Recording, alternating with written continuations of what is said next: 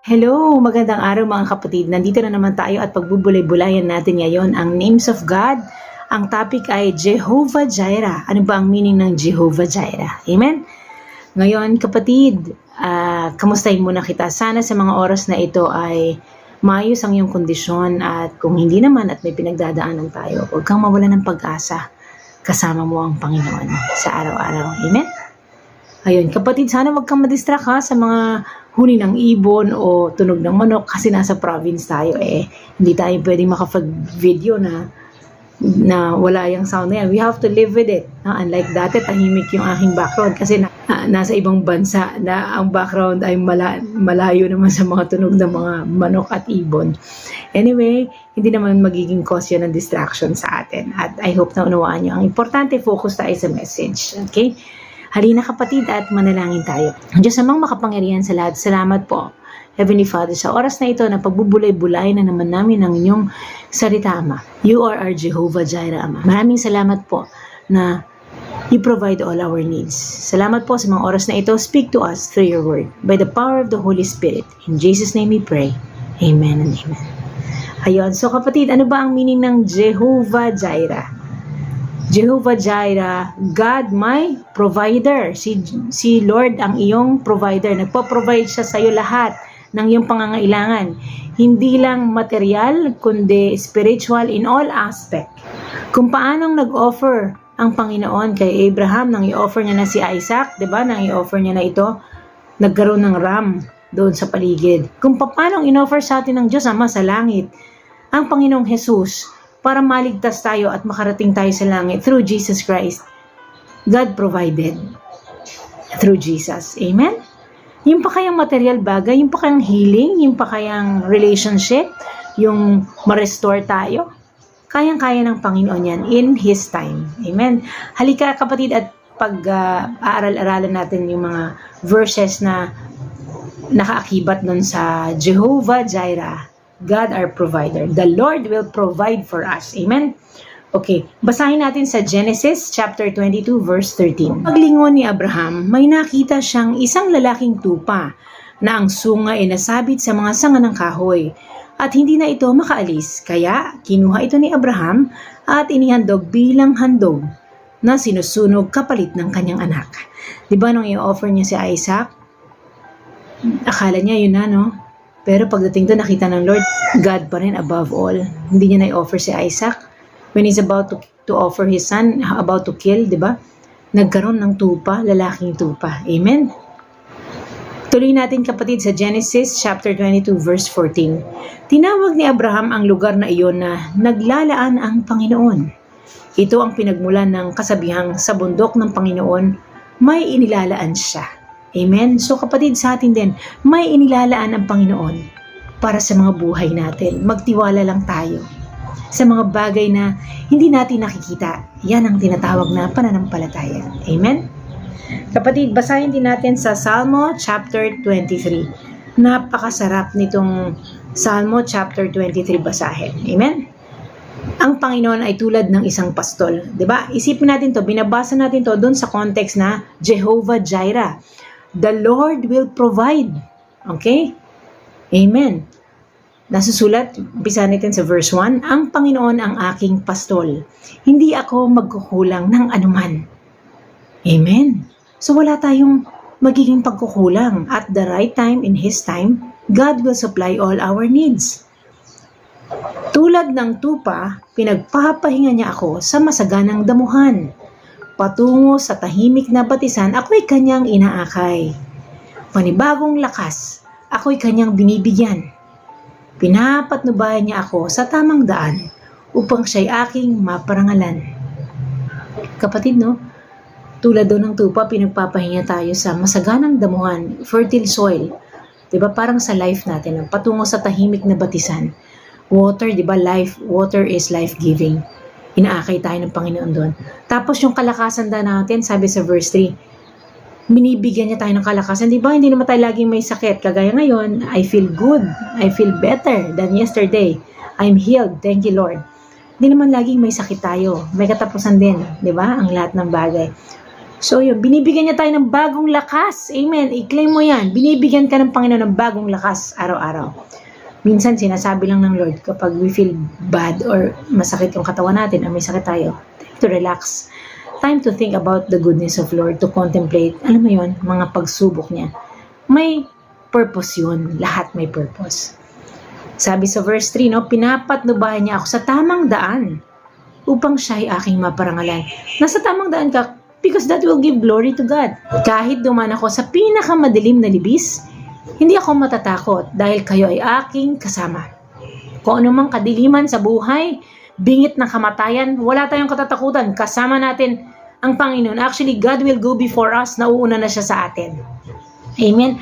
Bago niya pa ibigay ang pagsubok, bago pa niya i-allow ang pagsubok sa buhay natin, alam niya, mapagtatagumpayan natin. Hindi siya sadistang Diyos. Mapagmahal siya. He will provide nga di ba? He will provide a way out. Pero before the way out, kailangan makuha natin yung reason, yung purpose, kung bakit inalaw ng Panginoon yun sa ating buhay. Amen? At that will bring out the good in us. Di ba sabi nga nung kay Joseph, the enemy meant it for bad, but God used it for my good. Di ba? Minsan ang diablo, ang kalaban, gustong mapahamak tayo. But God will turn the situation around for our good. Di ba? Ganun yung pag may kalaban ka. Revenge is mine, says the Lord. Kaya huwag tayong magiganti. Ang Panginoon ang bahala sa atin.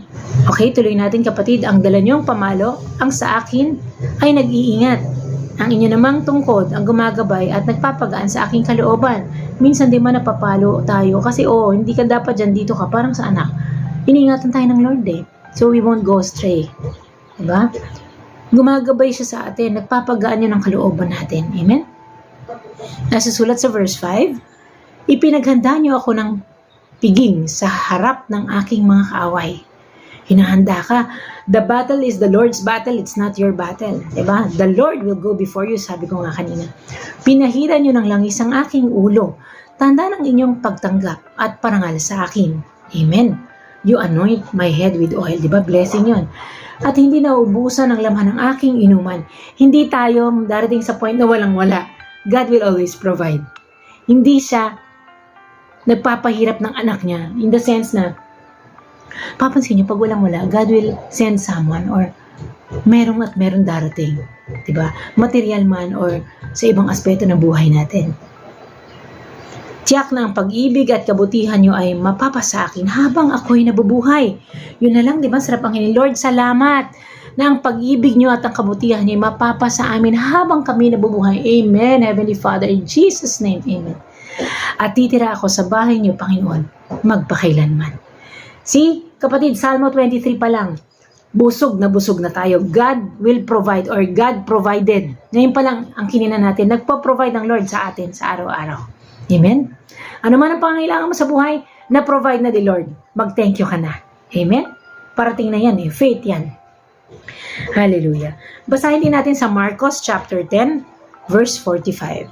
Sapagkat kahit ako, na anak ng tao, ay naparito sa mundo, hindi upang paglingkuran, kundi upang maglingkod at magbigay ng aking buhay para matubos ang maraming tao. Ito ang ultimate na provide ng Diyos Ama sa atin. Ito ang the best na walang kapantay na regalo ng Ama sa atin na God provided. He provided His Son Jesus para tayo ay magkaroon ng buhay na walang hanggan. Diba? Basahin natin ulit sinasabi. Sapagkat kahit ako na anak ng tao ay naparito sa mundo, hindi upang paglingkuran, kundi upang maglingkod. Jesus did not come here on earth to be served, but to serve. Diba? Nagbigay siya sa atin ng buhay na walang hanggan. Matubos tayo sa ating mga kasalanan. Amen? God is our Jehovah Jireh. Hallelujah. So kung si Jesus provide sa atin na nag-iisang anak niya, kawangis niya, relationship pa kaya? Restoration? Healing pa kaya? Pera pa kaya? Diba? Utak pa kaya na nababalisa? Kayang i-provide ng Lord. A good mind. Diba? Wisdom, knowledge, understanding, finances, relationship, healing. Nothing is impossible with the Lord. Basahin din natin sa Roma chapter 8, verse 2. Sapagkat sa pakikipag-isa natin kay Kristo Jesus, pinalaya na tayo sa kapangyarihan ng kasalanan at kamatayan sa pamamagitan ng kapangyarihan ng banal na Espiritu na nagbibigay buhay. Amen? So lumaya na tayo sa kapangyarihan ng kasalanan. Yun ang gift ng Panginoon sa atin at sa kamatayan. Saan daw? Sa pamamagitan ng banal na Espiritu. Amen. So we have the gift of the Holy Spirit. Amen. Sapagkat sa pakikipag-isa natin kay Kristo Jesus, pinalaya na tayo sa kapangyarihan ng kasalanan. So wala nang, death has no toll on us. Death has no place in us. Kasi hindi na tayo mamamatay sa kasalanan dahil tinubos na tayo ng Panginoong Jesus. At kamatayan sa pamamagitan ng kapangyarihan ng banal na Espiritu na nagbibigay buhay. We have the power of the Holy Spirit. Diba? Hallelujah. So kapatid, napakaganda ng ating nabasa.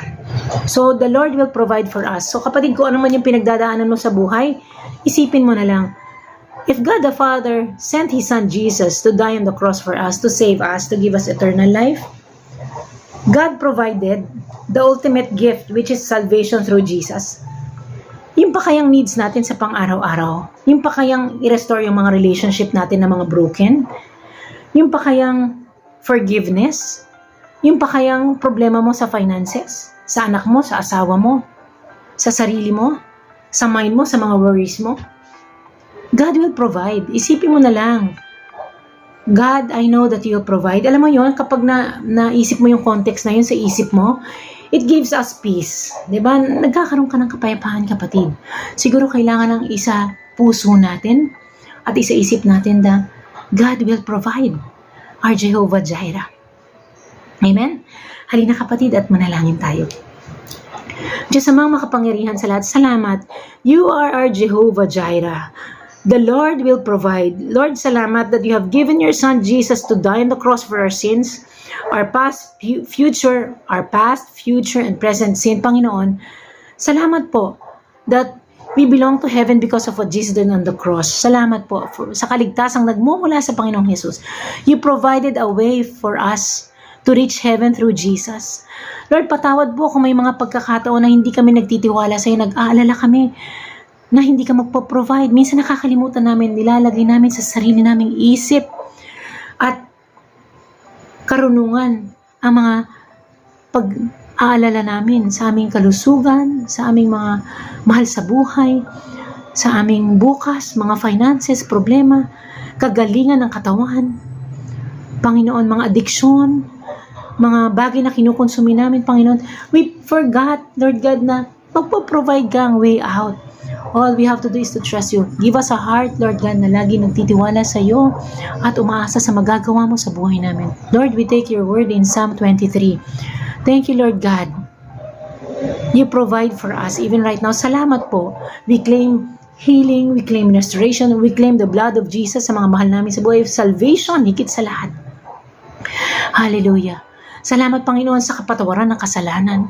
Sabi mo sa iyong salita, if we confess our sin, Lord God, na tagos sa aming puso, you are just and forgive us our sins, Panginoon. Maraming salamat po. We accept the salvation that comes from Jesus. We accept yung provisions mo, providential care mo sa amin that you will provide for us. Patawad po kung sa mga liliit na bagay na sa mundong ito ay nag-aalala kami. Akala namin hindi namin makakamtan ang kalooban mo. Panginoon, binigay mo si Jesus, ang aming Jesus para sa aming kaligtasan. Yun lamang, Panginoon, the greatest gift na, yung pa kayang ibang bagay na mababa doon. Oh God, salamat po. You are a generous God. Thank you even right now that you provided for us in the past, ngayon, and in the future, magpo-provide pa kayo, Panginoon. Salamat po. We are blessed and a blessing to many, Panginoon. You provide para makita that you are our God. Mag-glorify ka na ikaw ang Diyos. You are our Jehovah Jireh, our provider. Salamat po. In Jesus' mighty name we pray. Amen and amen. Hallelujah. Ayan kapatid, maraming salamat sa iyong oras. Medyo anong boss ko. Kapatid, maraming salamat sa iyong oras. I love you with the love of the Lord. God will provide. Hindi ko lang sinabi yan, sinabi ng Panginoon, Jehovah Jireh, our Lord, our provider. God's providential care, tandaan mo yan. Di ka niya pababayaan. God bless you and I love you with the love of the Lord.